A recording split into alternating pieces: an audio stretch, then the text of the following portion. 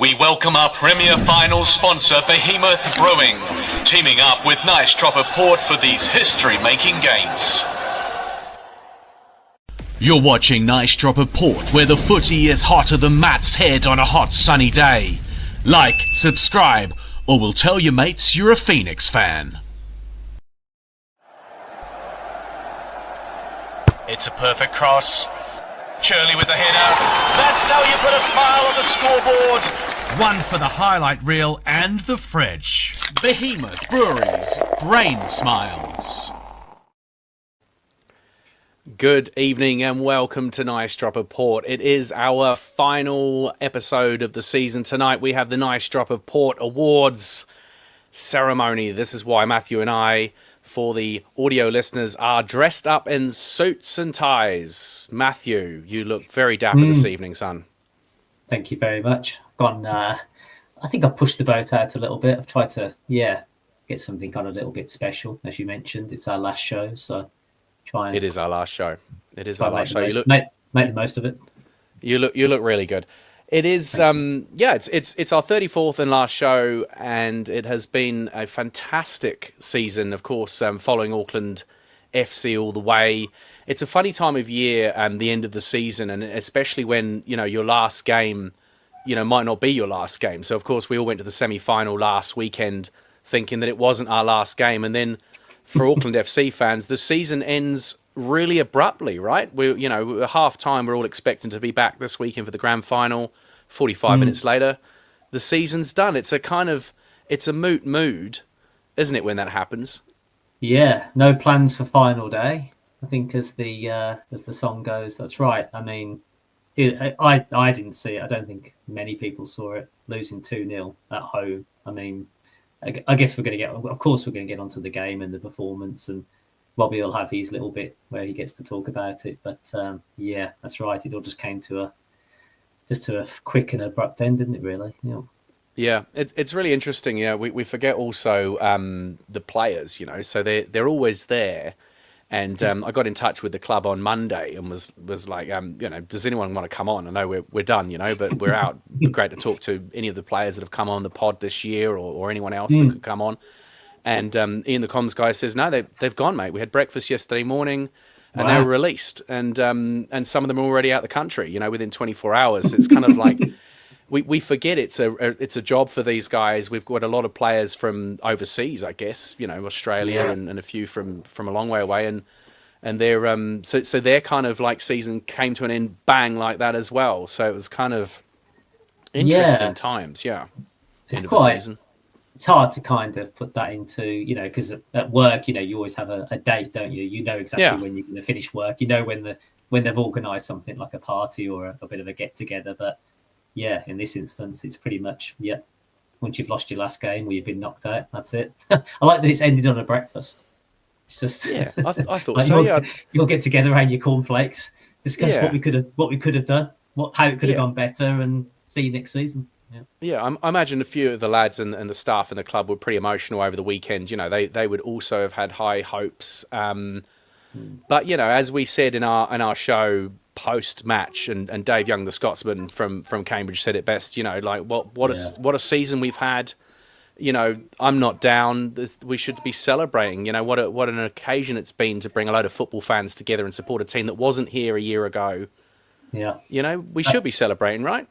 Yeah, well, Dave was the perfect antidote, wasn't he? At that time, I think it was hard, isn't it? When you get knocked out at it's such an abrupt ending to the season, and it's all over. It's sometimes funny how, so I think there was a bit of shock, I think, in part of me as well. I was there was a lot of things. There was shock, there was disappointment, there was, the decision here and there that could have gone our way or went against us. The performance, was, realistically, it was quite poor, wasn't it? I think it's probably one of the worst games that Auckland were we had poor, home, or were Melbourne Victory really good? I think, I guess I struggle with this, wrangle with this conundrum. Is that, are they good or they? I think it might have been a bit. I think it's probably more on their side than it is our side. I think what was disappointing was that you could see what Melbourne had done in the first half, but really Auckland was still persisting. They came out in the second half and they continued to try and do what they were doing in the first half. There was no real change. In fact, Steve Corica has been really good this season, but I thought he was probably a little bit more reactive than proactive in that game. You And think I he should have changed at half time? Because we were only 0-0 about at half time, time, but you know? you could tell we were being dominated. The midfield was getting. I mean, pretty much, I felt the game just went in two parts. The midfield was getting lost frequently, and when we tried to go over the top, they just had that bloody big bugger at the back, number 5 or number 6, and he just headed everything straight back. So Cleaned everything up. He just cleaned everything up. There was just no, without Mata up front to try and take the ball down and hold the ball up, there was really nothing going on. So, and then obviously they scored that goal, and I can't remember now. I think we might have made changes after the first or the second goal, but Well, it was 2 goals in 5 minutes. It was a it was a double sucker punch, really. Yeah, and then obviously he kind of was a bit reactive and he changed things, which you do, but I don't know. I felt like we came out in that, the second half pretty much bled into the first half. There wasn't much difference. It's such a weird world being a football fan these days, because of social media essentially, and how rampant things are on your algorithm. Of course, my algorithm being a Spurs fan as well for the last 7 days has just been what a contrast. What a contrast! Like endless videos of Spurs players lifting trophies. So but when you don't win a trophy, and you've been in a final or you've been close semi-finals, and I've been there many times with Spurs, and obviously they're a little bit with Auckland FC this year. Everything you kind of want it to go a bit quiet. It's kind of like I was like, well, do we even do a show at the end of the season? But I think I'm glad we're doing one. We need to do a little review. Yeah. I think a lot of people will look forward to. I mean, again, I got into all the Birmingham City podcast because it was cathartic, because we were so poor. So it felt quite good just to sit down and listen to people that were going through the same struggles and downs that you were going through. So it was quite good. So I think there'll be quite a few people out there that'll, they'll agree and they'll disagree, and the awards and who's done well and who hasn't done so well. So I think it's worthy. Yeah. Yeah. All right. Well, Robbie, our usual other co-host. If I forget, are you going to watch the final? I will do if I'm. How do I say this? Not if I'm allowed, but if it is politic in the house to have an extra football match on a Saturday evening. You know what I mean? Yeah. Like it's kind of prime time, sort of Netflix prime. Yeah. So to slink off with your tablet or your phone. Yeah, I mean, I get special concessions if Spurs are playing or Auckland FC are playing now, so I get double games. But yeah, I'll see. I would like to watch it. We'll talk a little bit about the grand final later. Yeah, so Robbie, our usual co-host, is unable to be with us this evening. He's obviously got a 10, 11-day-old daughter in the house. But I caught up with him a little bit earlier to speak about the game at the weekend. It's a perfect cross. Shirley with the header. That's how you put a smile on the scoreboard. One for the highlight reel and the fridge. Behemoth Breweries, brain smiles. All right, Robbie, thanks for joining us, mate. Well, let's get straight into it. How are you feeling about the game now? Absolutely disappointed, don't get me wrong, but I just have to tip my cap to Victory, because having watched the game, well, I'll caveat, I didn't get to see the game live, as I've got a freshly born daughter, so it was a bit difficult, but I did manage to watch it back live, and from what I can remember, if you can't tell for those watching, that I'm absolutely just buzzing and with lack of sleep. Watching the game, it just felt like Victory and Arthur Dillis came up with the perfect game plan to nullify Auckland's threats, because we just did not, and I think for maybe a handful of times this season, we didn't fire a shot, and we didn't really look like we were going to fire any shots. They tweaked things in the second half, so we were coming back into the game, but the damage was already done by those 2 goals, and I think it was the last week's episode or the week before when you asked me about the battle, where the key battle was, and I said midfield, and that's pretty much because Jordi Valadon had probably the game of his season. That was easily his best game of the season. Ryan Teague was so instrumental. Mashash scored. Fornaroli, Didn't expect him to start. I thought he'd come off the bench, but a tactical masterclass from Arthur Dillis. He changed his formation. He made those the starting changes, and right from the start, they just looked on top of things. I didn't think they were capable of that in the week turnaround, and I hadn't really seen that kind of tactical nous from Arthur Dillis. That was one big question mark for me throughout this season when he was announced as a full-time coach. It's like, does he have that kind of acumen? And he does, and he's in the grand final.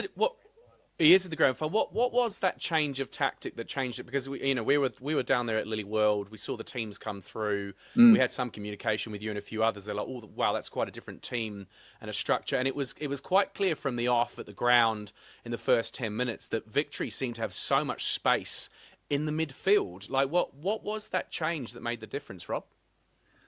It was mostly a change in formation. They instead of playing the 4 at the back, which is actually what was announced on the team sheet, they had Geordie Valadon playing at right back, but it was more a back 3/back 5.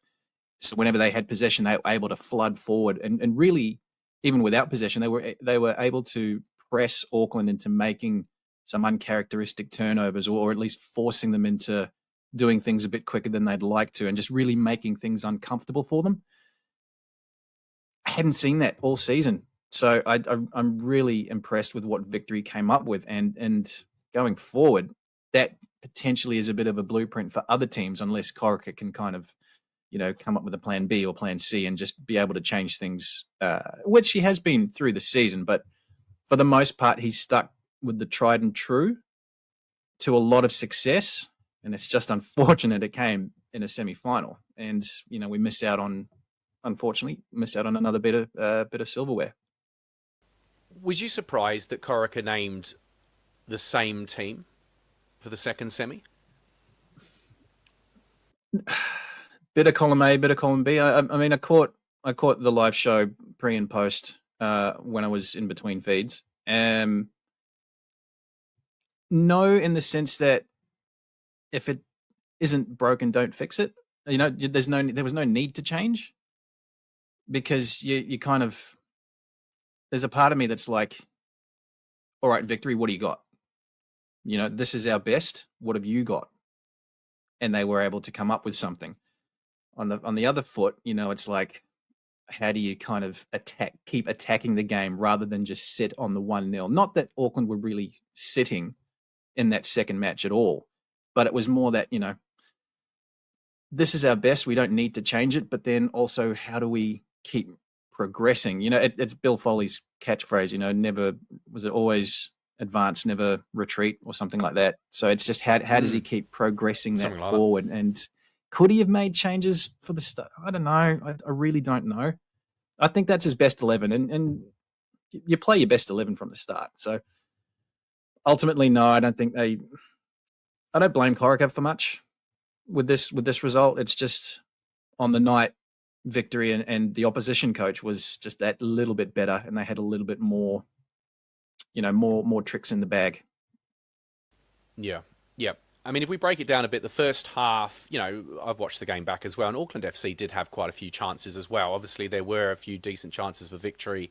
And I remember at half-time, everyone within the ground was still like, we're still going to the grand final. We've just got to see this out. Yep. We still expect Auckland to be strong in the second half, maybe get a goal. And then they sort of sucker punched us in those 5 minutes. But it was the two goals were symptomatic. They had so much space in and around, like not in our box, but between the halfway line and our box, and they were moving the ball so swiftly. The first goal goes in, it's a deflection, but still the boy was allowed to run with the ball at our defence, and we haven't seen a lot of that this season. The opposition teams running at us, apart from Western United at home, and hurting us, have we, Rob? Yeah, correct. Which is where potentially we may have looked at changing that midfield formation a little bit more. For some reason, Corica's usually played the two holding at the in the midfield, the two holding Vestrata and Gallegos usually, which is who started. But for some reason, it felt like they were dragged out of position, and I think that's to do with a lot of the pace. Like Daniel Arzani was outstanding again. He was. For all he was. His rhetoric in the build up, and part of me, just to go on a slight tangent, I wonder, because I haven't really seen this from him before, I wonder if he was playing the long game by saying these sort of things to kind of get all that chatter going, maybe just to get in the heads of us as fans and the players, Auckland as a club, because it kind of worked. But mind you, I mean, mind games, but he ran the game. He ran the game with his feet. he bossed it. He was He brilliant. bossed it, and he He was did. so crucial in how you say, just the pace of how they were attacking, and we hadn't really seen that. Not even in that Western loss, the 4-0 game. Well, that wasn't really. It didn't feel like that. No, that they hit us on the sucker punch Yeah. a little on the break a little bit, Western. But Yeah. these guys fully had possession. Yeah. Where it hurts you, which is Yeah. just in front of your box. And the with- second goal comes. Yeah. Well, it was unlucky with the first one, definitely. But then I'm reminded of something that I heard Mark Bosnich say once on another show, where he was, and this was a while ago. In those situations, he would always tell his defenders, "Don't dive in." Particularly if they're without, outside the box, don't dive in, because if you go for the ball like Peinecker did, and it's unfortunate, it happens, the deflection comes, and Paulson's already committed to the initial shot, so he has to, he can't change direction in time. So I wonder, as a keeper, or even as the goalkeeping coaches at Auckland, now that AP's kind of going to be moving on, maybe that's something they could look at. In those scenarios, defenders don't need to dive in. Just let the shot happen, because generally from 25 yards out, unless it's an absolute top bin screamer, it's a keeper's save or a keeper's collect. So it's unfortunate. It's not a natural thing for a defender to do, though, not to put the challenge 100%. in. And like, it's so natural to put a challenge in. definitely. And he's a long way from goal. But yeah, I mean, the deflection is so cruel and spins, and it goes in. But I mean, they happen. They happen. Yeah, The second goal Oh. was a lot more succinct. Class. I watched about three, four beautiful passes, and then the defense is just slid open for old Bruno. What's his name? Fornaroli? Bruno Fornaroli is one of the A-League's greatest. Been around for a marksmen. long Yeah. time. Yeah. and just the nous he has. Like I've watched that goal on repeat as well. Just the striker play, his movement, so subtle. Just he drifts from Hall to Peinecker, then off Peinecker's shoulder, all within the space of a few seconds, and Peinecker kind of gets sucked into Dan Hall's space. The opening's there for half a second, but it's enough. And Fornaroli's just drifting in between spaces, and was it Valadon who put the through ball in? I can't remember who the think assist so, yeah. was. Yeah, It and was neither just centre back knows who to pick Bruno up. Yeah, it's one of those, but just a split second. Like Yeah. you're saying, it's enough to create the Classic damage. striker play, and you can't. Yeah. He hasn't had much game time. He hadn't last season. He was the best striker in the league. Hasn't had much game time this season, but he only needs one chance. He said as much in the post game. Like, he knew he'd probably only get 1-2 chances against this defense, so he had to make the most of it. And with a player of his caliber, the number of goals he's scored in the league, he's going to bury it. And it's and I mentioned him ages ago as well. 112 Like, goals, apparently. he's coming off contract at the Victory. We need a number 9 if Max Mata doesn't come back. He might be on the wrong side of 35, but he can still play. He's definitely worth looking at as a number 9. I mean, if he's available, he's got 100+ goals in the league. He's a winner. Could look at him. Just saying. Even as a squad player, like you say, I mean, 35, he's not going to play every game. But yeah, he's scored 112 goals. That was his 112th goal. And so that was about half an hour to go. These two goals went in. Obviously, the crowd in Mount Smart was a little bit stunned. But it wasn't all over. I mean, there were a chance on both sides. Auckland FC kind of got back in the game, and then we're going to talk about the huge talking point of the game, of course, from our perspective. Corner goes in from. I wonder what this corner goes in from De Vries. It's chested down by one of our players, Guillermo Mai. I sit right behind that goal, so it's right down there. And the moment the ball chested and went, Guillermo chased it, I thought it's going out. He's never going to reach it, and then he reaches it. Yep. And then when you watch it in real time, you're like, well, he made it. It didn't go off. And then, of course, the ball goes across. It's nutted in by Logan, and the crowd goes wild. We think we've saved it again.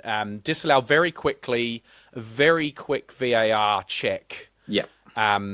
We've all seen it from multiple angles. What is your take on it? Was the ball out or was it in, Robbie? Short answer is I feel it was out. And I'll explain it from the broadcast perspective as well. But the videos that I'm sure everyone's seen, that one from where Guillermo's on the near side, and you see he makes it, he gets there first. The ball doesn't cross the line when he's hitting the cross. But I just think and it's really, really hard because angles do some funny things. But to me, at the very apex of the cross, it looks like it's out. It looks more out than in to me, but it's really, really hard to define, to be definitive, to say that it's in or out. And in that fan video, you see the assistant referee. He is in the best position. From a broadcast spec point of view, there are more cameras for the finals, but we don't have the goal line technology, and we don't have cameras literally on the byline. We only have the high offside cameras, which are positioned at about the 18-yard box, in line with that. So I can understand why, from the VAR's point of view, there's no definitive, unless we've got, cameras positioned looking straight down the byline. There's no technological definitive camera from that at all, is what you're saying? Correct. Not in position, or at least not that I'm aware of. I know with the final series there are a lot more cameras in play for broadcast, but just not in that position. So I understand from VAR's point of view, from all the angles available, they can't overturn that call, which is why you kind of have to trust the AR's position. And Kearney Robinson, as well as having the best mo in the A-League, if you see a picture of him, he's got handlebars. He's a very good operator. He's a very good match official. He was in the perfect position. And you kind of have to, it's that catch-22 with VAR. Do you want the officials to make a call, or do you want to leave it in the hands of technology? Technology, in this instance, can't help because just the angles aren't there. So you have to back the match official. And he put his... I've seen the comments just saying, he flagged it late after it went in. That's a directive from FIFA, from FA, that match they have to wait till play eventuates before they can raise a flag, which is why we get so pissed off with offsides, for example. Yeah.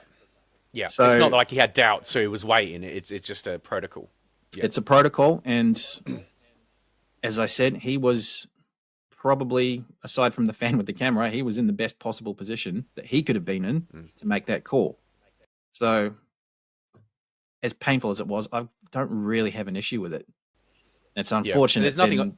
It's unfortunate. There's nothing I've seen to prove that it was in. Correct. Correct. And just people piling on, and I unfortunate with Corica kind of carrying on a little bit in the post. I understand the emotion and all that, but just I think he could have. Yeah, Steve was pretty adamant, but that's because he's seen one of the replays that's not definitive, right? Yeah, correct. And obviously the heat at the moment.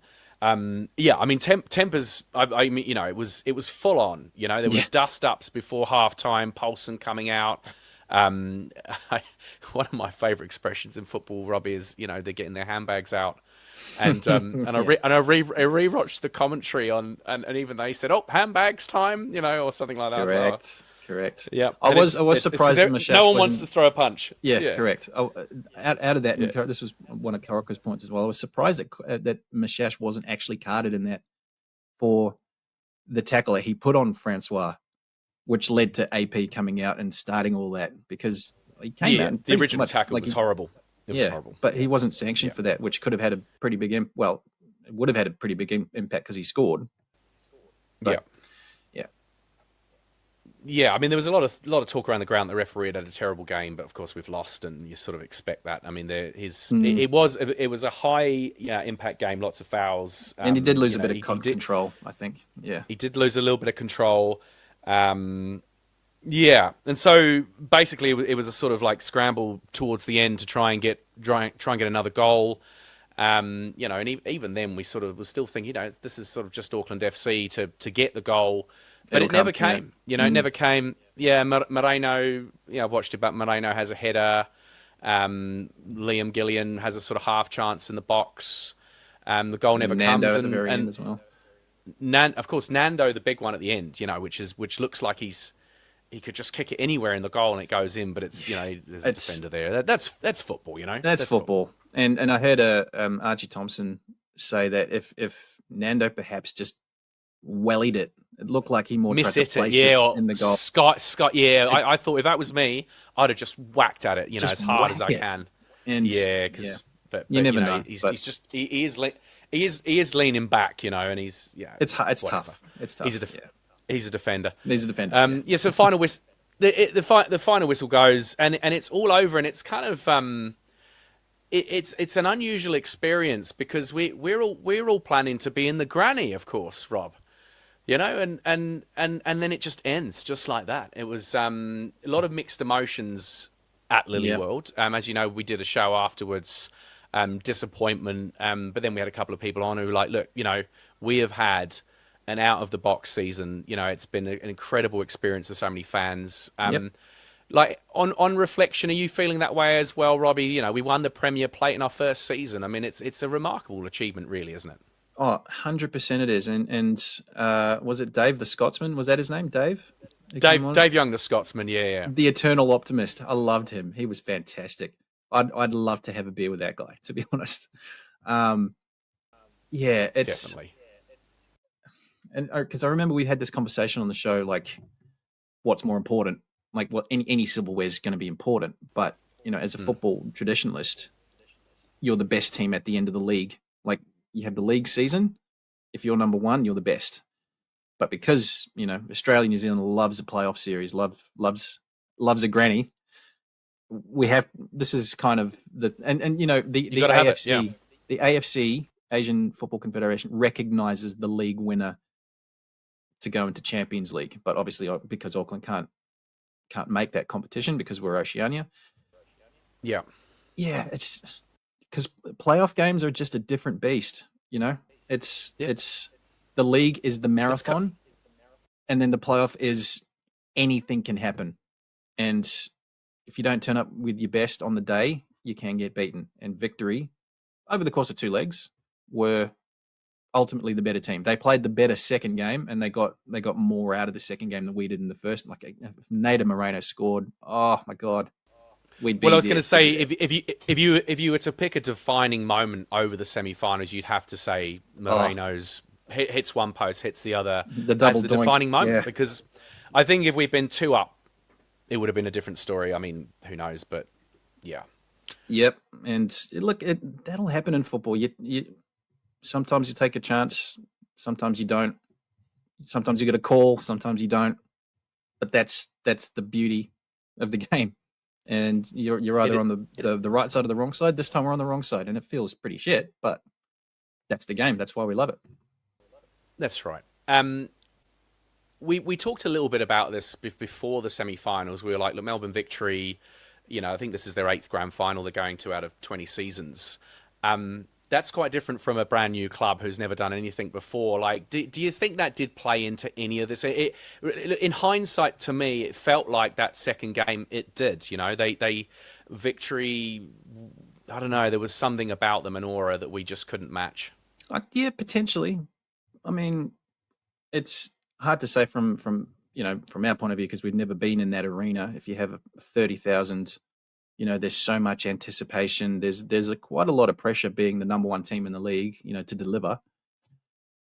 That'll do funny things to you. But like, I haven't been in that kind of situation. Like I've played the game at a reasonable level, but maybe get a 1/1000th, a fraction of that kind of feeling.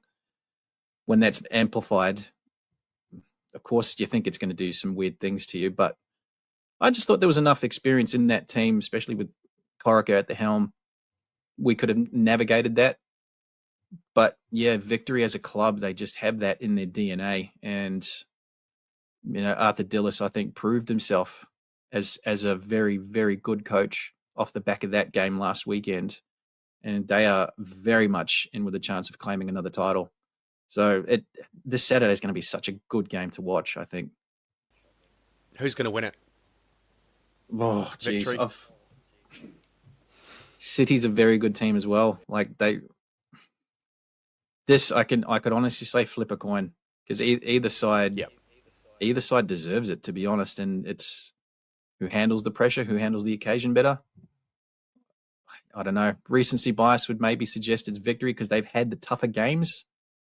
City kind of cruised against Western United a little bit. I don't know. I really don't know.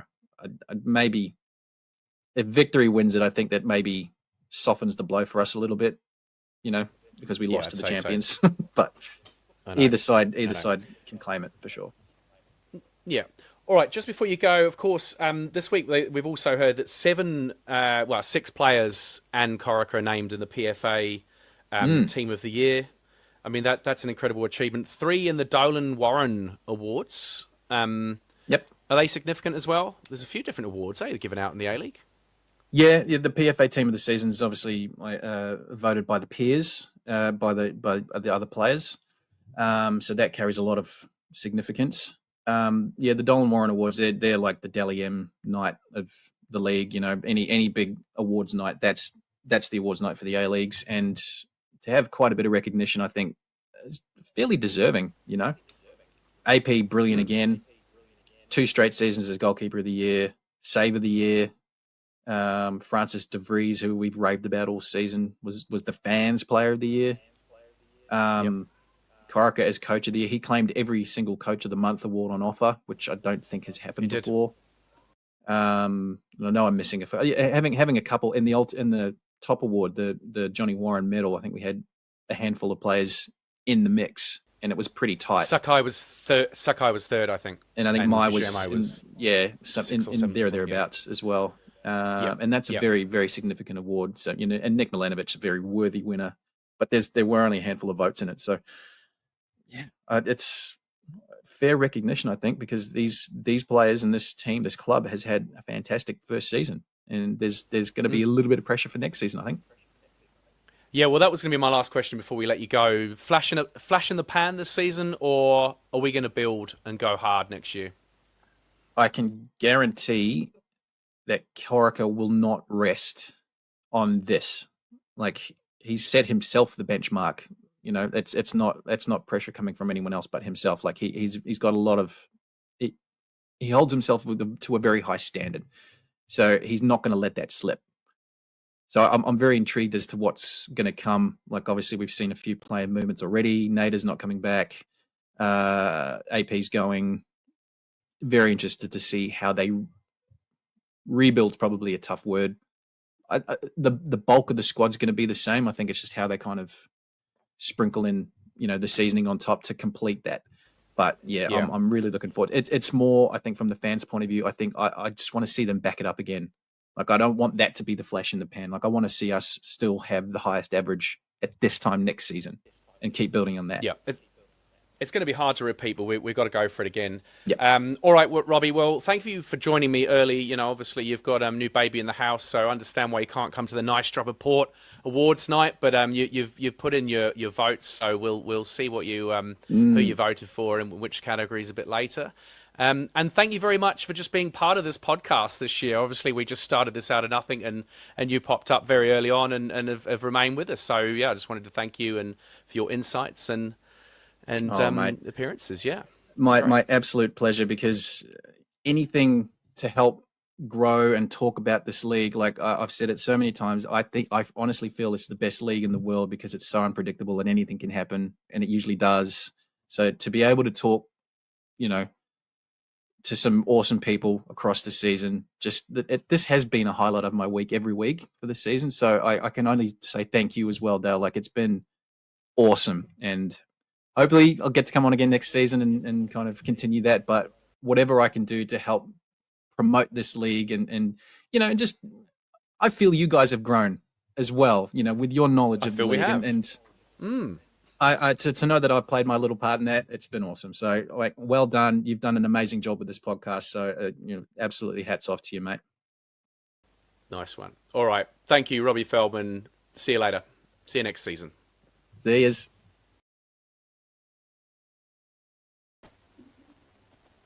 Wow, Robbie Feldman there. A bit of an emotional farewell after 34 episodes. Dropping in between feeds, of course. Robbie there over in Sydney. Yeah, it's actually a little bit tough to actually, you kind of had to relive the game there, had to go through kind of almost the one thing that hit me the hardest was, and I hadn't even thought about it, was the Moreno, when he hit the post twice to not go 2-0. I just completely, I don't know how I forgot about that, but I completely forgot about that. Yeah. Yeah. We've got one of the awards tonight as the season-defining moment, and that would be right up there, I imagine. Yeah, that's a good point. Yeah, because it was so. I mean, we didn't know it at the time, but it has proved so crucial. Well, I think psychologically, I think everyone was right if we would have gone 2-0. I don't see them coming back from 2-0. Yeah, in the first leg. So yeah, huge. Yeah, and ball out of play according to Robbie. Agree? Yeah, I think so. I mean, it's one of those ones. Yeah, I'm still trying to, because again, I'm not used to this VAR. I'm just not used to VAR. It kind of comes around every now and then when I have to watch England play in the Euros or in the World Cup. My English football team doesn't do VAR, so it's tricky. So I'm actually kind of learning as I go. And it's right. It's that they've called it already, haven't they? The linesman or the assistant referee has seen it. He thought that it went off. He thought it went out. And then VAR has to come back and provide evidence to turn it around. Yeah, it's got to turn it over. And if there's not conclusive proof, then they have to stay with the decision on the field and the decision on the field. That's why, I mean, we were saying to each other, the VAR decision was no time at all. It was done because obviously it's inconclusive. Interesting. So there's cameras on the, like a quarter of the way down the pitch each way for the offsides, but there's not a camera in line with the goal. Yeah. So that, I mean, so that video that somebody took from where we were kind of sitting kind of shows. Yeah, for me, it does look like it just. I've got no idea if May keeps the ball in play, but it does look like it kind of curves and kind of comes back over the crossbar, and then Rogerson nods it in. So, yeah, I agree with what Robbie said. Yeah.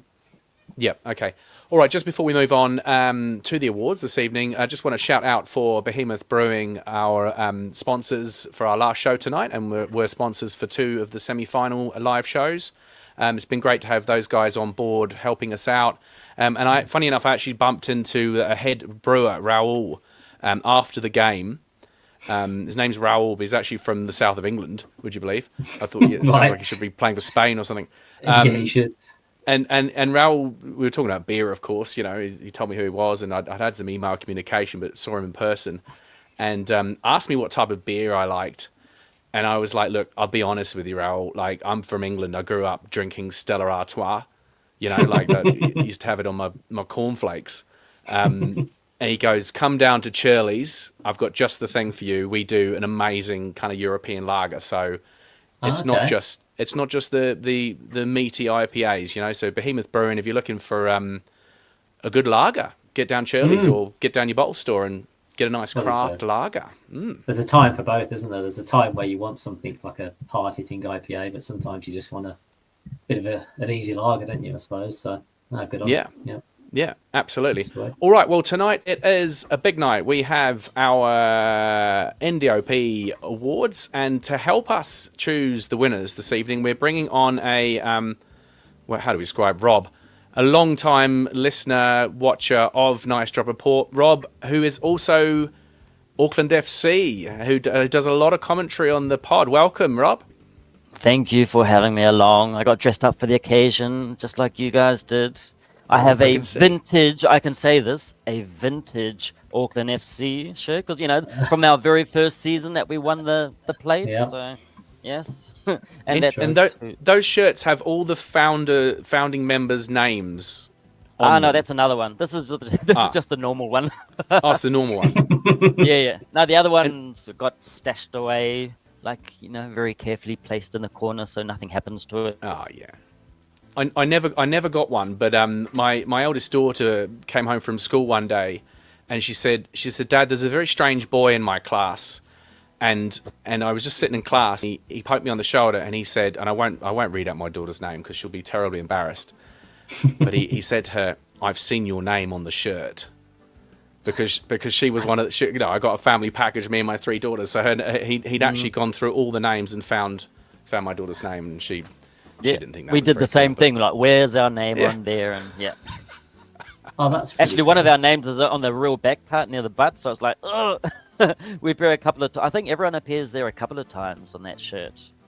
Yeah, not just the yeah. once. I did. I've seen a few shirts in front of me, and I've tried to read them at the games, but I never quite saw my name. That's cool. Yeah, well, thanks for being one of our long time watchers, Rob. It's great to have you on this evening. We needed a bit of help going through these awards. But first of all, for those that haven't heard, there were 6 players, Auckland FC players, in the PFA Player Awards, named yesterday or the day before. So that was Alex Paulsen, Sakai Penaka, Verstraete, Francis de Vries, and Guillermo Maia, and Steve Corica was the manager that was chosen. So that's kind of like more than half, well, just under half the team. And of course, Steve got 5 manager of the month through the season as well. Also 3 Dolan Warren Awards. Again, Steve Corica was the manager of the year. De Vries, fans player of the year of the whole A-League. That's good. And Alex Paulsen, goalkeeper of the year. So already a lot of awards for these players. Rob, have you, I mean, just before we bang into the awards, what's your overall summary of how you've enjoyed this season? I have thoroughly enjoyed this season. You have no idea. The moment that it was announced, yes, this is for us. So like we're waiting for the season tickets to come available. We get the season tickets and we're just waiting for it all to happen. And then when the ball actually kicked off, it was like, it was just so good. And the fact also that we're like winning so much and winning the title. I mean, we always knew that Auckland was going to do well. We always knew that Auckland was going to do well, but it surprised us just how well they did. Just, I mean, winning the league, top of the league, we are top of the league. Winning the top of the league is the most important thing. These finals thingies that the Aussies do, it's like, it's coming first at the top of the league. That's the most important thing. And we did it in the very first season. So I'm really proud of what Steve and the rest of the staff and the boys have done. They have done so well, starting from scratch, from nothing. Yeah. Like a year ago, there's just nothing there. And it's good amazing to see that they gelled together and they're like brothers and everything like that. And they fight for each other. I've heard that many times. They're willing to fight for each other on the pitch. And it's just beautiful what's happened. And it's going to be very interesting to see what happens next season. So for us, my wife and I, it's like, oh man, we have enjoyed it. Really enjoyed it.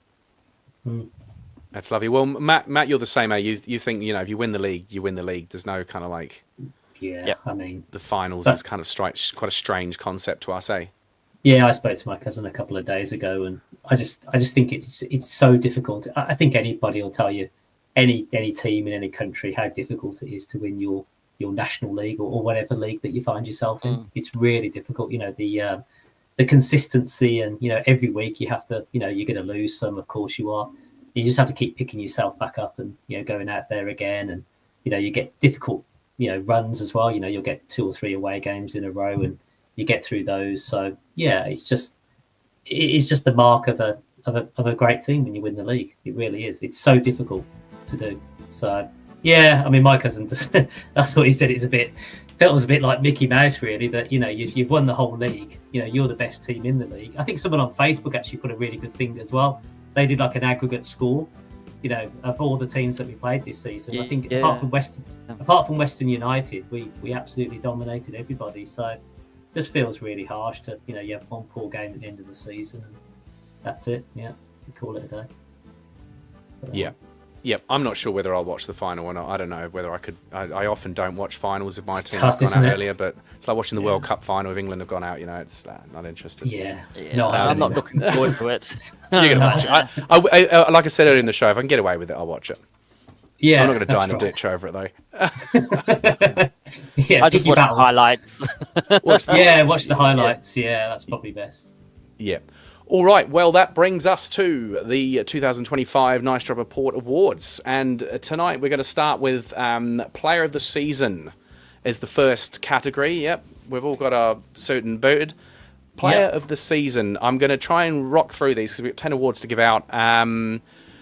Let's go with Matthew first. I'll allow you a little bit of waffle, but straight to the point as much as possible, please. You need the that music they play at the Academy Awards. You know when people Well, go I on don't- for I too don't- long. I with don't their The have speech. violin.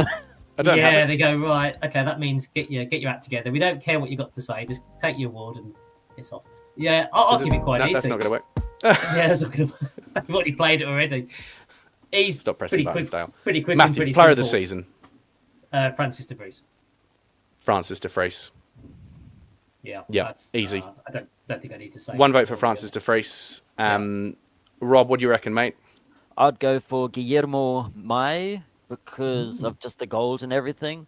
And he did start slow because he's not used to that position. But when they got someone else up the front and everything like that, he started going and working well. And I loved how he just started taking shots from outside of the box and just, yeah, definitely Guillermo Mai. Okay, one for Guillermo, one for Francis de Vries. I'm also going to go for Guillermo Mai. Oh, Yeah, I know. I'm sorry, Matthew. you're going to say Francis, yeah. I think, yeah, you're for so many things. Not only the goals, but the energy and the work rate as well. You know, just got more and more as the season went on. And if anyone was going to sort of make something happen last Saturday, it was Guillermo. So Guillermo Mai gets my vote, and Robbie has also voted in these. Oh, he's Stick named with Player of the me. Season. Come on, Robbie. Hasn't he? No, he hasn't played. You named his Player of the. Oh, yes, he has. Sorry, Yeah, Robbie has put helpfully Verstraete, Sakai, De Vries, and Mai. great. I was going to say, All right. it's 2-2 at the moment, but he's also picked both of ours. Okay, so we're stuck, aren't we? I think we can officially announce Guillermo Mai, Nice Dropper Yeah. Port Player of the Season. Well done, You know what? Guillermo. Well deserved. I'll give it Mai because the position he plays is really tough. You know, you got knocked about a bit as well. You're right. He started off a bit slowly, but he just never stopped trying, did he? And he scored some fantastic goals. So I'm happy He did. to go to him. Yeah. He did. Yeah. All right. Our next award this evening is Best Auckland FC Goal. Okay. We will start with. Why don't Rob, you go first? What do you think your best season goal was? Definitely Neither Moreno. The goal, the 95th minute, dying seconds of the match against Western Sydney Wanderers. I remember that it was 0-0. He just grabs it and hits at the top the crossbar, and it goes in, and just all of us, we just shouted. And I remember shouting that, and all of us just shouting that goal. It was for us, it was like the best one. Maybe not because of this. The style was pretty good. He just went in there and got the crossbar and went back, bounced in. That's the goal I loved. Of all Yeah. of them. That was Because of the moment as well as It's like the moment. technical ability. Yeah, it's hard to Yeah. judge a goal of the season. I don't know how people judge it, but yeah, it was a huge moment. The Moreno last minute. It was a winner, wasn't it? Yeah, it was incredible. It was 1-0 Yeah, that away, we won, yeah. and it was in the dying seconds. That was one of the big victories of the 95th minute season, winner. really, wasn't it? Going away there. Yeah. Yeah, All right. and it was One against them tick for too, Moreno. Western Sydney Wanderers. Nice. One tick for Moreno. Matthew. Mine is going to be Jake Brimmer, I should say. Sorry. I think it was against Central Coast Mariners. I think. Yeah, you like this goal, eh?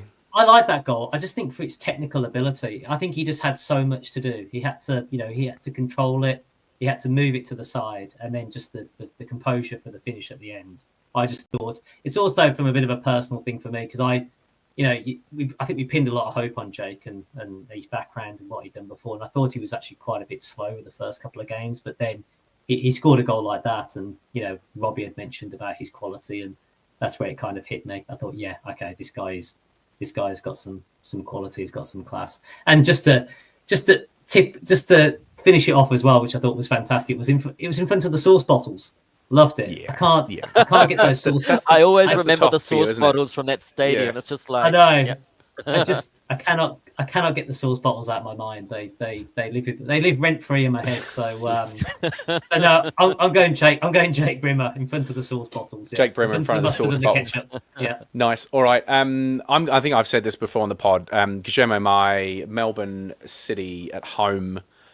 The one he scored 2 great curlers this season.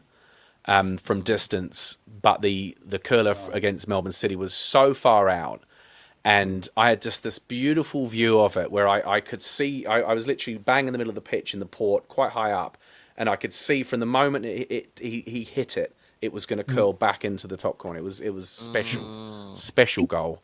I think you've just answered the question why best goal is quite difficult, because different goals have different meanings for different people. I know.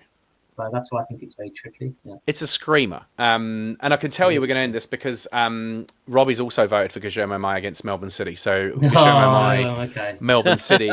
Guillermo's taken 2 awards straight away. There's been no collusion going on here, has there? No collusion. Honestly, he's emailed me. I just opened it before. That's why I'm trying to understand it. Okay, he said also honourable mention for De Vries versus Sydney. Yeah. That was a good goal. Good finish. Yeah. Good goal. All right, well, just before we move on to our third award, my lovely wife, Kate, has kindly cut together some of the goal highlights from the season. This is a little video, so get a load of this. And De Vries in charge. It's going to be Brimmer. It's dangerous. Is that handball? That's over the line. It's a backheel goal from Nando Ponica.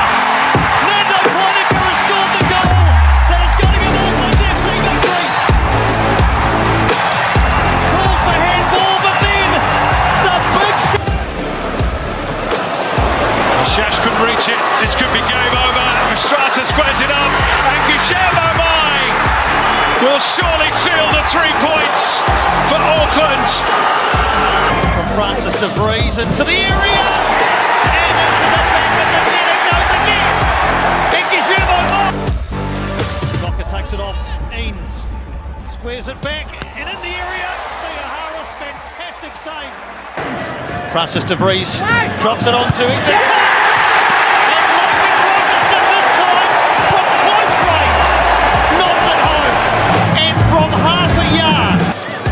Here's Guillermo Mai.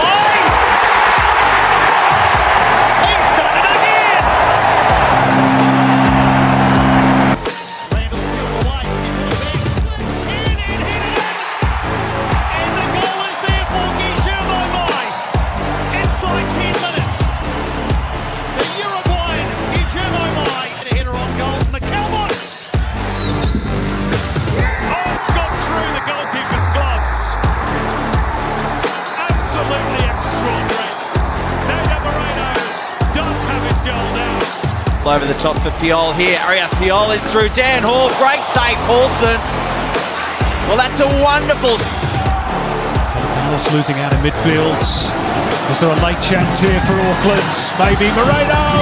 It's in! With 30 seconds to go, the super sub has done it again. And Auckland are going to go home with the 3 points. De Vries to deliver. Again, plenty of elevation. Sarkai nods it down. Elliott! Helen Elliott! Dangerous area. Low ball in for Guillermo Mai. And MacArthur pay for the careless giveaway. All of it, Jesse Randall, but first shot for Patrick Beach to deal with on the 20-minute mark. Linking up play again. This is promising for Auckland FC. Guillermo Mai! What a strike from Mai! What an eye-catching goal from the Uruguayan to put Auckland FC in front.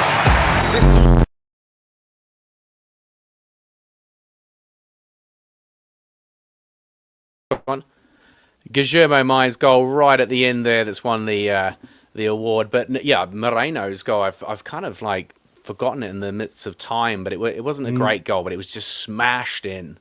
Love that. Love that.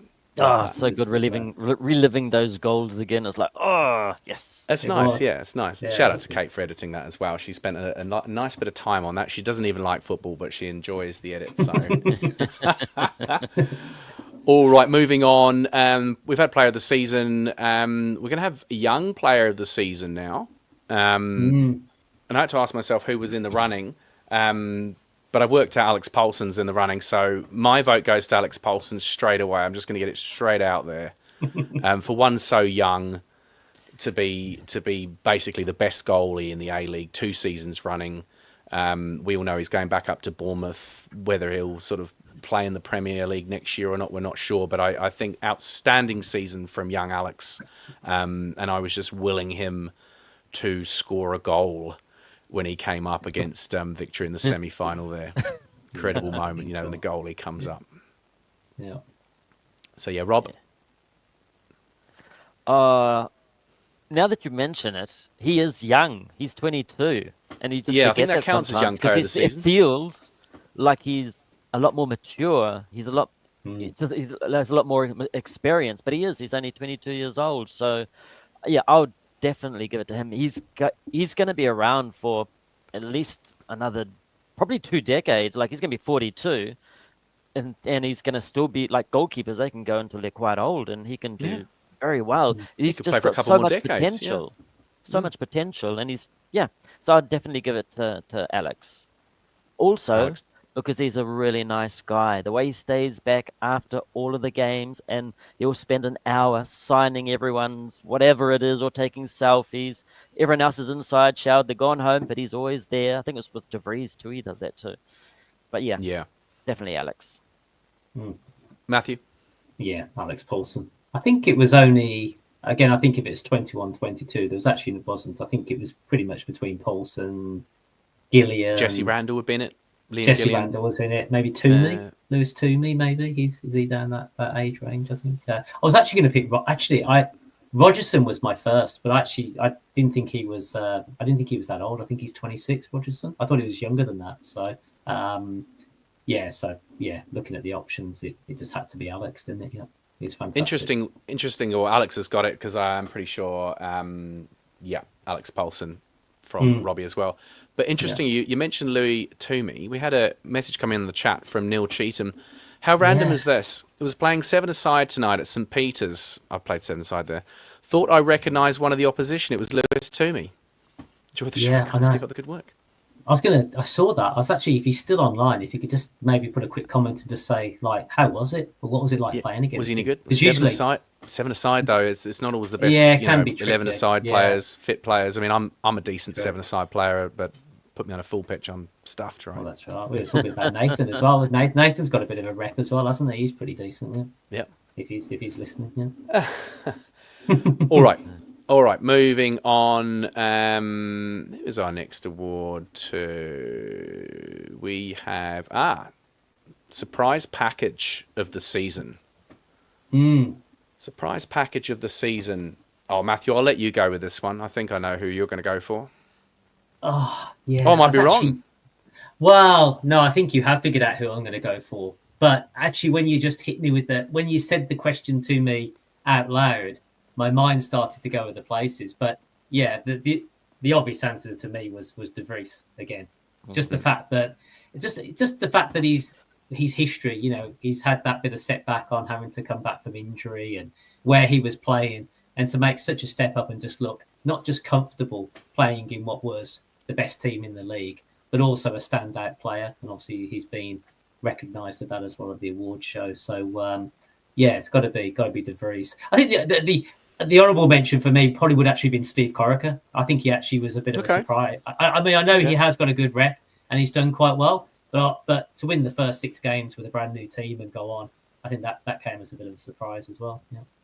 Yeah, that's fair enough. Yeah, I remember when we started this poddy, we were like, oh yeah, he was at Sydney, won the lot, but how's he going to put a bunch of guys who have never met each other before together? And but he has done incredibly well. Yeah, I agree. But De Vries, surprise package of the season. Rob, what do you reckon? Surprise package of the season? Yep, definitely De Vries. Like, I didn't expect to enjoy his corners so much. He's on the corner. It's like, yes, there's quite a good possibility there's going to be a goal or something good is going to happen. Some magic is going to happen. So definitely, even like when he was in the All Whites, it's like he come on, it's like something's going to happen and boom. So definitely De Vries, just out of nowhere, came along and just enjoyed watching him play, definitely. Great. Yeah, you're so right, because Matt and I went to the All Whites together as well. When De Vries came on, we were like, he sort of changed the game. He created some you just chances. know something's going to happen. Yeah. And a season ago, he's playing in just local Auckland football, and we had him on the poddy as well, and he's obviously he was up there in Sweden for some time, rose right through the ranks in Sweden, and then came home and took a punt on Auckland FC. And he's been a revelation. There was, I forget which game, 2-3 home games ago, and I was there with my daughter, and he took a corner and he dropped the ball right on the head of the striker and just nutted it in. I was like, that is one of the best corners you'll ever see. Yeah. It's just but he hits them so well. And when we interviewed him, he said, look, I've got a routine. I just go through all my steps, and so he's very methodical as well, which is kind of interesting to hear that perspective from a footballer. Yeah, it's awesome. Yep. So Robbie has said surprise package of the season. Of course, De Vries coming from semi-pro obscurity. Honourable mention to the Port. I wasn't sure how long the shiny new toy factor would last, but it did for the whole season. Record numbers, must keep that going. Yeah, absolutely. Yeah. I mean that's surprised me a little bit as well. I think a nice surprise. The support of Aucklanders. Aucklanders have surprised me actually in general. Yeah. Keep on turning out. Yeah. So good on you, Aucklanders. All right, De Vries wins that one. All right, this is an interesting one. Did you have De Vries? Yeah, I went De Vries as well. I went De Vries. Yeah. It's a clean sweep for Francis, as well as his Dolan Warren Award and PFA Player Award. Yeah, you have to decide which one to lead with when he meets somebody. Does he lead with the one that he won, or does he just say, "Hey, I was nice drop of port surprise package of the season 24-25. I'll let you." Yeah, that's what he'll lead with. Well, there's no trophy from us, of course. We're too poor here on the show, but he'll live with him. It's just that he knows. Yeah, he knows. It's in his heart. Yeah, that's right. Yeah, yeah. He knows. All right, season defining moment. This is an interesting one. Because I was a little bit torn. Yeah, because what is a season-defining moment? Does it have to be good or bad, or what? And I guess that for me there was two season-defining moments. One was the away game at Victory when we won 2-0 late in the season, and it was 2 or 3 games before the end of the season, and it was kind of like we just needed that. We needed to go away, and I think we'd drawn with Sydney the week before. And we had that kind of quite hard run playing 3 of the bigger teams in there, and I feel like we just put them to the sword 2-0 away, and that really secured the premiership for us. I think we needed one more win, and then results went our way. You remember Dan Hall found out they'd won the Premier Plate on his midnight trip to the bathroom. Because there was no on the field moment. That was such an insight. That was. I don't know if anybody even knows that. Only people that have listened to this would even. Yeah, that's right. That was such a good moment. Such a good bit of so there was that one. I think that was season defining moment. But again, when we mentioned this earlier in the show, Moreno in the semi final over there again at Melbourne Victory. We're 1-0 up. And then Guillermo also put the ball in the net, I don't know if you remember, as well, that he kind of was through. So we sort of felt like we should have been 2, and then the Moreno hits one bar, ricochets off the other bar. And technically that is a season-defining moment, because if that goes in, things are going to be different, right? But I'm going to go for the 2-0 away win. I don't want to go for a negative season-defining moment. I think that's when we knew we were the Premier champions. Yeah. You've had a Dave Young outlook on the season and defining moment, as opposed to you've had an optimistic look on the. I'm channeling Dave Young, that's for sure. Yeah. In all my call life, it the Dave Young actually. moment. Yeah. What would Dave Young do? That's what I feel when I get out of bed and I'm like, oh, not another day. Yeah, that's right. Yeah. I'm going to take when I'm playing golf. I'm going to be like, what would Dave Young be thinking? Yeah, what would he say about this? I'm going to lay up. I'm going to go for it. Yeah. Keep your chin up, son. Yeah, keep your chin up. That's right. Rob, what do you reckon? Season-defining moment? First of all, anyone in the chat, let us know what you think was the most defining moment for you guys, either on Facebook or on YouTube. Go for it. I'd be interested to hear that as well. The season-defining moment, lifting the plate. And the game itself, probably that how the ball did not go in, and I don't know how, from Moreno in the semi-final game. The semi-final, when it bounced off that first post, I swore it went in, and I started celebrating. We all started celebrating, and then it bounces back out. When it was like, no, what? How? And it was that if we had those 2 points coming up to this, to our local, our home game, we would have gone into extra time maybe, or had more of a. It's a bigger mountain to climb as well for Victory to come, and they're 2 down They would have already. been stressed out. They would have had to come at us hard, which would have let them open more, at the back maybe or whatever. So I think if that had have gone in, even a millimeter changed our, I don't know, destiny or whatever you want to call it. So that was like a very defining moment for the finals, which don't really count because the league that matters. The finals. Exactly. I'll second that. Yeah. All right, so you're going with the Moreno. double post for Moreno. Okay. Yeah. All right. Matthew? I think I'm going to bit like we talked before we started. As Robbie got a bit of an essay, I think I've got a little bit of I've got some like honourable mentions because there's so many. I've actually gone quite game specific, and I think the shout outs I just wanted to do. The first one was beating MacArthur away, so the first Australian win. I thought that was quite a good 1-0. The one against Melbourne City, we went 2-1 down. I think Pinecker scored an own goal. Things could have dropped and things could have gone down. The pulse was like, and it bounced on that pitch, and it's like no. And that could have really.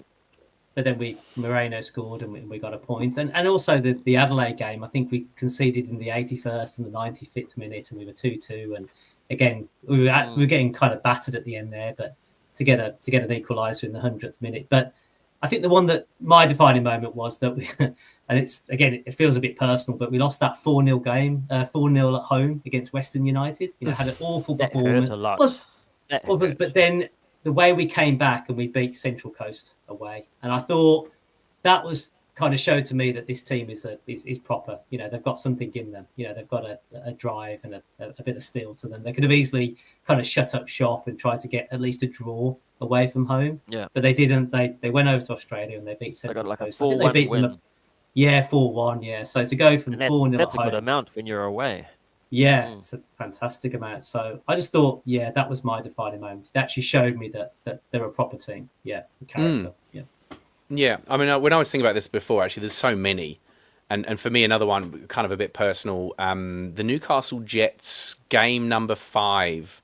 And we were at home in the wet, in the rain. Yeah. And we won 2-0. And we won, at that point, it was 5 out of 5. And so for me, it was like, wow. Yeah. Like, we had no idea it was. Yeah, I'm glad I got wet, and I ruined a few things in my pocket, but it was it was just a magical moment. I was there with my girls again, and we were just piss wet through, as they say. The sandwich in my pocket got soggy. Yeah, that's right. That's right. The phone had to be put in a box of rice, just to kind of like. Yeah, that's right. Because it was so wet. All these moments are like what champions do. Teams that are champions do these kind of results. They beat teams in the rain. They go away and they beat, 4-0. They lost and they won, or they grind out a point away from home when it looks like everything is lost. That's what really irates me. That Auckland, they were the best team. Auckland were the best team. We're the champions. We're the champions. That's it. We are the champions. That's right. Auckland did champions things that no one else did, and that's why they won the league. Yeah. John Jamity said the Nando backheel goal. Yeah. I knew it was going to be a special season. So good. Hold on. That's day one, right? That was wasn't it against Sydney? No, that was Rogerson day one. Gosh, when was the Nando back? It was early in the piece. It was early. Like one of the first 2 games. Yeah. It happened right at the end of the game. No, Sydney. It was Sydney at home. Second home game potentially. Second game. 1-0 Sydney. It was quite a late winner. Yeah, it was a winner, wasn't it? That's for sure. I think it was. Yeah. Yeah. And it went between his legs, the goalie's legs. Oh, if only Nando could have scored last weekend, eh? Come on. Get back into the Dave Young's headspace. Move forward. Game 2, yeah. two. John's right. Game Always 2. advance. That's right. Yeah. Always advance. Robbie has gone pretty much the same as me. Hard to pick just one. Maybe the 2-0 victory. Sorry, 2-0 over Victory in the run-in, where that kind of sealed the Premier's plate. Yeah, that's kind of what I felt. There was dominant, in control game. I was looking for so we could be nailed on as the best team in the league. Yeah, I that day I was like, yeah, we're the best team in the league. The 2-0 way, you don't go there and beat them. So we'll go with that as a season-defining moment. There was so many. All right, and moving on. Now there's a few awards for Nice Drop of Port. We've got the Best Pro on the Pod. Best Pro on the Pod. Now, Rob, you've seen a lot of our reps. We've had a few pros on it. I did start a leaderboard at one point for the best player, like of all the ex-players and ex-managers we've had on. Who do you reckon was the best pro on the pod? For me, I think it would have been Guillermo May coming onto a podcast without being as confident as you'd like in English. Like he was probably thinking so many things and he wouldn't been able to express them, but he still got by. And the way that you guys just delicately punished him and with all of this vocabulary about New Zealand and everything. We did. And he's like, oh my God, what did I get myself into? I think the way that he diplomatically put up with that. He did. He was so personable though, wasn't he? Like, are these guys making fun of me, or are they? Yeah, but that was a good one. I think he knew we were laughing with him. I think he enjoyed himself in the end. He knew. He's a good sort, and he would have known that you were just having fun and everything like that, and he would have enjoyed it too, like learning all of these things that probably doesn't have that much possibility or many possibilities to have this type of information because he's in the squad the whole time, and basically. That's right, because every other time I've seen Guillermo in interviews, he's like nailed on, we ran a little interview before the semi and he was like a different guy, so it was really nice. Yeah. I mean, it has been nice to speak to all the players or managers or assistant managers and ex-players we've had on because, you get a little bit of relaxing and just sharing a bit of a laugh. Yeah, all right, well, Guillermo on the pod. Matthew? Stan Lazaridis. You going for Stan? I think I've got to go with Stano, Super Stan. Yeah, I mean, it really... someone that's not in the A League. Okay. Oh yeah, no. I think your answer was great actually, because I thought the good thing with May was that he was so personable. It almost just felt like we were just sitting around a table, and we were just having a normal conversation about life, really. And and you also get you get to learn these guys. You see them on the football pitch, but you don't understand kind of behind the scenes. Like he came with his brother and. Got to find somewhere to live and try and get into the swing of living in New Zealand and a New Zealand lifestyle. But I've got to give it to Stan Lazaridis. I didn't think I'd ever find the day where I'd be able to actually get to talk to him, and he's one of my favourite players from Birmingham City. So that was a huge highlight. For me. Great. I've actually gone for your favourite player, Francis de Vries. Because I do a lot of these interviews kind of before we actually do the live potty in the evening. Guillermo and Tommy were the only ones that came on live in the evening. And I thoroughly enjoyed my interview with Francis de Vries. I felt absolutely inspired. I have to say, like the things he was saying and his journey and his approach to, when you get knocked down or when you have defeats or when things don't go right. I thought was really, really, really quite inspiring. Yeah, I really love talking to him. It's so amazing Francis, what he did. For me, yeah, absolutely. He could apply himself to whatever, and I think he'd be fine. Yeah, I think he's keen to do a bit of. He's keen to look for a career after football. I'd say, in this kind of like public speaking and motivational speaking is the word I'm looking for. Yeah. But it was great to speak to Francis. And I think we talked to him just after he'd played for the All Whites that week. We got a bit of time, didn't we? Yeah, it was. Yeah, and who has Rob gone for best pro on the pod? De Vries. Robbie and I are in league today. Honourable mentions to Dan Hall and Guillermo. Yeah. Dan Hall, of course, the classic moment when he told us where he found out. I'm gonna have to send him a message. I don't know how he's forgotten about Stan Lazaridis. I'll have to send him a message after this. I don't know how. Well, interestingly, our Stan Lazaridis interview did very well. Got a lot of views. So I imagine it got a lot of Birmingham City fans. all your family probably. All my family, yeah. Which He had it on repeat like about 100 times a day. That's right. That's it. I got it as my alarm.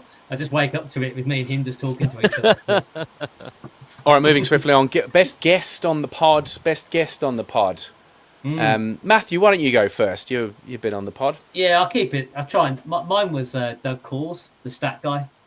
I thought he was him, eh? Absolutely fantastic. Some of the insight. I mean, I think I watched. You talk about on replay. I think I watched that back about 2 or 3 times. Every time I watched it back, there was something else that I've missed and I learned. I mean, the one fact that has stuck with me, and I've mentioned this to other people, that Bournemouth have over 35 scouts worldwide. That just amazed me. I couldn't believe, even in this day and age, that they still have that many scouting. No wonder they're managing to pull these type of players in and getting it to work. So that, yeah, I thought he was fantastic. Yeah, really good. Good choice, Doug. Yep. Rob, what do you reckon? Well, when you guys were at Lily World doing it live, was it for the Wellington game, the Phoenix game? The first derby, yeah. Yeah, that's right. And you had this Kiwi and his Chilean wife. That's right. What's his name? Was it Rob? Whatsoever. He was awesome. No, but it wasn't them. Right. No, it wasn't them. But it was someone that's actually in the chat now, and I have it written down. It's not just because he's in the chat. Martinho Jr. Yes. And he was on your live show, trying to juggle the ball and everything like that. Because, eventually he was in for the halftime thing, and he didn't have the opportunity to show all of his skills. So he came to the live podcast and he showed his talent and everything else. And he got everyone else trying to, let's try and juggle it ourselves. And that was quite good, creating this type of environment on a live podcast. So I'd go, apart from those other two that I first mentioned, definitely Martinho Jr. No bias whatsoever. Shout out to Martinho Jr. Yeah, he was great. Yeah, it was great. Yeah, shout out to Martino. Best guest on the pod from Robbie. Dave the Optimistic Scotsman has got his vote from the post-game show. He's a big reason of why we do the pod. That kind of genuine fan reaction was brilliant at a time when we were all feeling pretty down. Shout outs to Daniel McBreen, Steve Corica, Doug Cors, and Big Red, of course, Blair. Yeah, of course. Yeah, we've had so many. We've had so many down the months. It's incredible. Yeah. Actually, shout out to you, Dale, because we were umming and ahhing about should we have done that after game show. When we lost the last game. So, if we hadn't have done that, we wouldn't have got Dave and optimism and all that kind of stuff. So you think that all is lost and there's nothing worth, but there's always something, isn't there? So Yeah, John Jamity agrees that the stat guy was crazy good. You're right, he was very insightful, Doug Cors. Yeah, he was awesome. Absolutely. Yeah. So many for me. Gosh, I hadn't actually made a choice. I don't know, I think for me, interviewing Steve Corica was a highlight. I started this pod and we were just a couple of lads who, had no right to be talking about the team or interviewing players and managers, and I started with a bit of a strategy. I'll talk to the assistant coach first or the youth team coach and then work my way up. And so it was for me, it was nice the day that, I'm interviewing Steve Corica, the manager. And I think he also gave quite a candid interview. He wasn't all football speak and sort of like, speaking in kind of very short sentences. So, I loved having Steve Corica on. But I've loved having all the guests on, and I can see in the chat, like Martino Jr.'s there, John Jamity. I think Dave Young was in the chat earlier today. He's probably gone off now, but and Auckland FC, of course. Rob, yourself. Yeah, you've been awesome. Yeah, so thanks for all the guests who have come on. Daniel McBreen, who was a bit of a player in his day, he was on, and of course, Stan Lazaridis. I don't know who we're going to give this to. Let's give it to Stan Lazaridis, shall we? Just because that makes me happy. Get in. I was going to say, I'm not going to get one, but I think Francis has managed to sneak in there, hasn't he? Anything for Francis is a win for me. But anything for Francis is a win for Matt. Cheers for that. Someone's just popped up in the chat there. Ange Chile with Chile. Is that? Oh, I wonder who that is. Who's that? Who's that, Rob? Oh. There we go. Must be someone. There we go. There you go. Oh, you're Chilean. Oh, the lovely Ange. Hi, Ange. All right, couple more. I don't have a super for this, but we've got favorite moment on the pod. All right, I'm gonna whet your appetite. I'm gonna tell you what Robbie says. He says it's so hard to pick just one. This is a bit of an essay. Being able to talk about the team and the league every week with awesome people has been a highlight of my week. To be able to help educate people on the best league in the world is not a job I take lightly. So I hope I've been at least able to pique an interest in all its flaws and quirks. A definite off-pod moment was being recognised at Lily World when I was there for the second derby. Paul, I think his name was. I certainly wasn't expecting it or looking for it, but just knowing we have a few people watching and actually enjoying our chats is brilliant. Well, there you go. That's lovely. Oh, that was very poetic. Yeah. It was nice.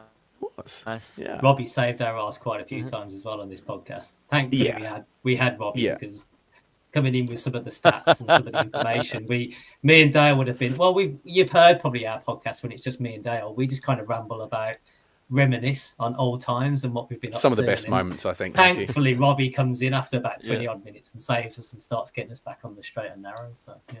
He does say that he's educated us, though, and I think he has a little bit. You know, Hell I think he has. I've gone from a person who never used to watch the A League to someone who really enjoys it now. So I'm well. Well, that's the same for us too. Yeah, a lot of us, in Auckland. Yeah, I'm so more looking forward to this next season than I was this first. The first was kind of, it's a new thing. I've seen the A League before. I've seen a few of the games and I've seen a few of the performances. I'm like, but. Yeah, this has completely changed now. I just cannot wait for the second season to start. Are you getting season tickets? Me, I will this time. Yeah. Oh. Sure. Yeah. Good. I've just got to try and decide where I sit. I think you like to sit, don't you? We've tried to have Matthew in the port. Yeah. And he's you're not gelling with it, are you? You sort of we went to the game and you sort of went off and sat somewhere the other day and then we came back together. I really enjoyed being at that top bit. I sat for the well, they don't open it for all the games. No, not that bit. The bit where it all kicked off on the side. You were down the other end once, when you biked in. Yeah, that's right. I was on one of the side stands at the top. I was undercover. I could just sit there, enjoy. Everyone was sitting down. I could take it all in. Yeah, I think that's a bit of me. You're talking about the southwest, the east side, up the top? Or I sat where the players coming up. I think on the other, it was West that stand. I think game... we worked out he was in the West stand. Oh, okay. Yeah, it's that game where the opposition fans, there was that, that bit of to do. Yeah, they were up in that corner. They were up in that corner, and I was on the other side. Oh, you're on that same side. Okay. Yeah. Yeah. I quite enjoyed that. Yeah, that's the east stand. Yeah, on the east stand. The views from there, because we on the open day we went up there for a look, and it's got a brilliant view of the whole. Oh, it's awesome. And it's covered and everything, so if it does rain, it doesn't really matter. But like the view looking down, it's like, oh, this is the best. It's fantastic. The toilets are great. There's not much queue for the food. There's so many options. Get me in there. I'm wondering what the view from the press box is like, because I think because we're running a media outlet here, I'm being given press tickets these days. Yeah, so I actually had a press ticket for the semi-final, but it was just so crazy. I just did the pod and then went in the port, didn't we? Because that's where my tickets were. But yeah, I've loved standing in the port. I have to say, it's maybe not right in the port. I think I've said this before. I like standing on the edge of the port. I'm glad you've made that clear. That's right. Yeah. You're on the periphery. Yeah. Well, just on the rim. On the rim. I'm on the rim. The day I stood behind the flags, that wasn't one of the best days, because you're on a restricted view then. Yeah, you are. Yeah, you should pay only about $10 for that. Yeah. Rob, favorite moment? Have you seen a few of our eps? Favorite moment of the podcast? Actually, in the last episode, it made me laugh. Was when Robbie said, "In the granny." Yeah. I just visualized something completely different from what he was thinking. I know. I think that's like the catchphrase that could. Well, we get to that. That's another award. Hold your horses there, Rob. Okay. Sorry. What was the question again? Just best moment on the pod. Any good moments? Anything you've particularly enjoyed? I mean, just listening to the people sharing their passion in general. Yeah. It's just listening to there's such a variety of people and personalities from all over the world coming along and sharing their points of view, and I think that's been the best part. Whereas a year ago, no knew anyone, nothing, and just way it's combined into this, gelled into this force of passion supporting Auckland FC. I think that's been good watching this, seeing it, and hearing about this. I think that's one of the good things about the podcast is just hearing this. Yeah. Yeah, the stories, the storytelling. It's something I've really The enjoyed stories, doing. exactly. Telling the stories, and I'm a bit of a journalist at heart, and when I realised that Tommy Smith's brother's driving the bus up, and That's so good. it's kind of, I love stuff like that. That's it's little wonderful. bits. Yeah. Well, my favourite moment, and this is selfish point of view. I think when we did the outside broadcast, as I call it, live from Lily World, the first one.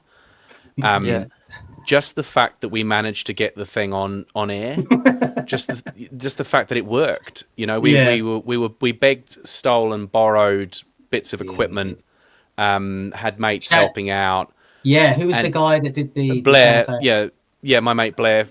Yeah, was the camera operator. And I had another mate who was working with me, Jack. Shout out to Jack, who's in Columbia at the moment.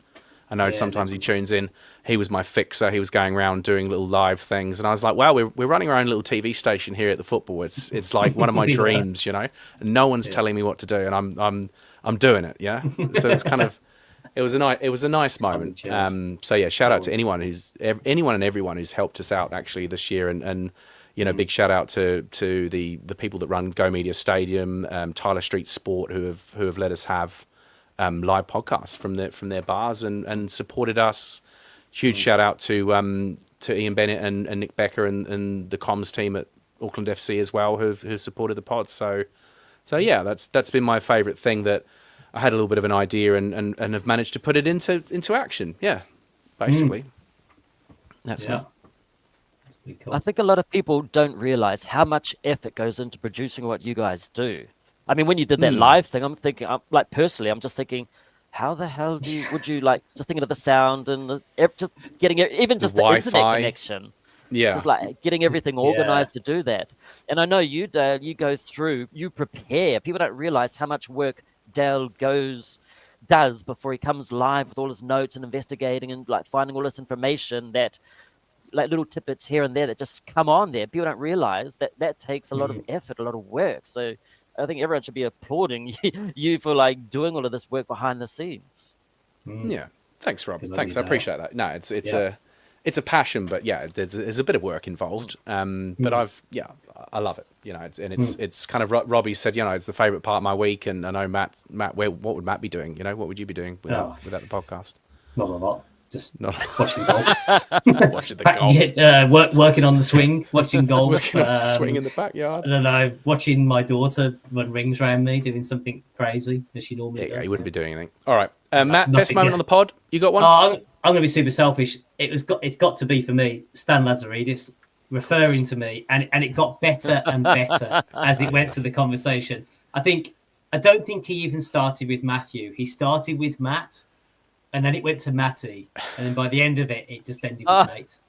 And it was Maddie. It was Maddie, wasn't it? It was Maddie. You were Maddie. I think it was. I think a mate was thrown in there as well towards the end. So you could be mate. I was like, I'm struggling here just to even be keeping my composure and just talking about this and him doing it, and then he started saying things like that. I'm like, oh, okay, I've completely gone now. So thankfully Dale was able to hold it all together, and I could just. They say never meet your heroes. And you were very quiet at the beginning, I remember, but you got into it. Yeah, and also reconsider that as well, because he was awesome. That's right. I was going to say a quick question online. Joshua Johnson, what are the YouTube plaques behind you, Rob? We've got many YouTube channels. These ones are from our Woodward English channel. Just teach languages, teach English around the world. That one's 100,000. That one's 1 million subscribers. You get them. Yeah. Whew. That's right. Rob, and Auckland, where it is. Yeah. This is just something that we started a couple of months ago to put all our football stuff on there, because we're just spamming our own personal Facebook and everything else. I was like, I've got to put them somewhere else, otherwise everyone's going to get stuff with me. Yeah, that's right. Rob's got a very successful YouTube channels, and we actually met up with Rob for a cup of tea a few months ago to get a little bit of advice on the channel. So yeah, like I said, you're just one of the many people that have helped us this year. So yeah, thanks to you, Rob. The final award of the year, and well, we've sort of already breached it. Pod catchphrase of the season. Me. I think it's going to be unanimous, actually. And a few episodes back, Robbie was describing to us what it would be like to progress from the semi-finals, and said that we will be in the granny. And I almost fell off my chair, and I just went silent, like, what did he just say? Is this what we say? And and I think old Rob was like, well, that's what we say in Australia. In the granny gets my granny gets my vote. Any offers on in the granny? Yeah, definitely. It was definitely that. That made me laugh. It was funny. Yeah, I've love got a funny it on moment. my list. I've got get in the granny! Exclamation mark! Exclamation mark! I can't think of anything that would trump that. Yeah. I know. I thought what was quite funny as well was when we went to that one game and I wasn't going to turn up, and we saw those guys when we first walked into the stadium, and we got recognised, Dale. And like they saw you first, and they recognised you, and then they saw me behind you, and they were like, "Huh, holy smokes, Matt's here! He's actually decided to turn up for a game." Because I don't think I went to the first like 4 or 5 games, and they were like, "Oh, he's finally arrived. He's finally bothered to get out of the house. Or he's allowed out of the house." Like the first game that you went to, we lost, didn't we? We got pumped. Right. Yeah, that was it. That was the 4-0 one, was it? Yeah. Western that would have home. been the first one. Yeah. That was the one where he was the jinx for a while. I pulled. You were the jinx until we went. You were the curse for a while. Yeah. That's right. Until the derby, the second or third derby you came to and we won. So. Yeah, I actually had that on my list as well. I thought that was one of the good moments where we did the live show and then we walked into the game and then we pumped the Phoenix 6-1. That was a pretty cool moment as well. It was a great day and night. I don't often go out as well, and I went out with Jack and Blair into Ponson, but we ended up having a few drinks till like midnight, and that's very unlike me. So yeah, it was a huge day and huge night. But yeah, all the derbies, to be honest, won all 3 derbies. They were all exceptional. Yeah. All right. Well, I think that just about brings us to the close. We've had a few on the chat saying they're going to miss us. Thank you very much. We're going to miss doing this every week. We're going to take a break in the off season. The plan is to come back for season 2. As you may have noticed, we've had some sponsors in the last few games. So we're obviously always looking for sponsors. Thank you very much to Behemoth Brewing, who have sponsored the 2 semi-finals and tonight. We do appreciate your support. Also appreciate the support of the Auckland FC as well. So yeah, we dream of a second season and coming back bigger and better and doing it all over again next year. Yeah. So yeah, Rob, thanks for being one of our many viewers. And I know I haven't got 1 million subscribers, but we have. We did. Well, not yet. We did do some stats and some analytics. We did 34 episodes, 3 outside broadcasts. We've reached almost 250,000 on social media, which is between YouTube and Meta. We've got almost 40,000 views on YouTube, 1,600 hours watched on YouTube, and 2,000 downloads on Spotify and Apple. So yeah, we've given it a good nudge. Just so people know, those 1,006 hours of views is impressive on YouTube. So well done, guys. Thanks, Rob. Well, you would know. Yeah, absolutely. I remember you saying before some of our analytics, you were like, well, that's actually quite good. So yeah, we're pretty happy with the season from where we started. Matthew, final words for the season? Just been awesome, hasn't it? I mean, I was just going to say, I think you sent me a message and said, I can't see anybody out there that's looking to do maybe a podcast, or doesn't seem to be anything out there that's going to be talking about this Auckland Football Club and what's going to happen. And it just started with that first episode with the fruit bowl. It was either here or it was here. Can't quite remember. I can go back and have a look. And yeah, I mean, it's obviously progressed a lot for you, Dale. Like your camera's awesome now. You've got the setup and the shirts behind you. But it's been awesome catching up with you as well. You know, we mentioned that after the loss. You know, we used to live together for years and years, and then kind of had a bit of a lull, and now we talk to each other regularly, and And again, I think that's for the whole thing as well, isn't it? It's brought people back together. You know, it's given them a purpose or a reason to say, hey, you like football. I'm quite keen on football. Yeah, why don't we go down and watch Auckland and reconnect? New friendships as well have developed all over the place. Old friendships like yours and I have kind of come back together because of football. And I like you again.